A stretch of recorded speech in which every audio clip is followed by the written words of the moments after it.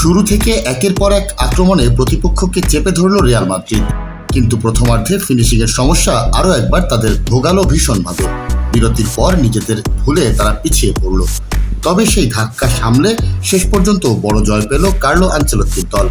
শনিবার সান্তিয়াগো বের্নাবেউয়ে লা লিগার ম্যাচে স্পানিয়লকে 4-1 গোলে হারিয়েছে শিরোপাধারীরা। একমাত্র ওয়ালটন এসি দিচ্ছে 1 বছরের রিপ্লেসমেন্ট গ্যারান্টি। ম্যাচের 54তম মিনিটে থিবো কোর্তোয়ার আত্মঘাতী গোলে পিছিয়ে পড়ে স্বাগতিকরা। 21 শতকে রিয়ালের প্রথম গোলরক্ষক হিসেবে লা লিগার ম্যাচে আত্মঘাতী গোল করলেন কোর্তোয়া। তবে সফরকারীদের সেই আনন্দ বেশিক্ষণ স্থায়ী হয়নি। এবার স্পানিয়লের গোলরক্ষকের ভুলে 58তম মিনিটে দানি কারভাহালের গোলে সমতায় ফেরে রিয়াল। এরপর দুই ব্রাজিলিয়ানের নৈপুণ্যে 75তম মিনিটে এগিয়ে যায় লাস ব্লাঙ্কোসরা। বদলি নামা ভিনিসিয়াস জুনিয়রের দুর্দান্ত ক্রস থেকে দলকে এগিয়ে নেন রদ্রিগো। আর ম্যাচের 78তম মিনিটে এবার স্কোরশিটে নাম তোলেন জয়ের নায়ক ভিনিসিয়াস। এ নিয়ে লা লিগায় 6 ম্যাচে তার গোল হলো 3টি, অ্যাসিস্ট 4টি।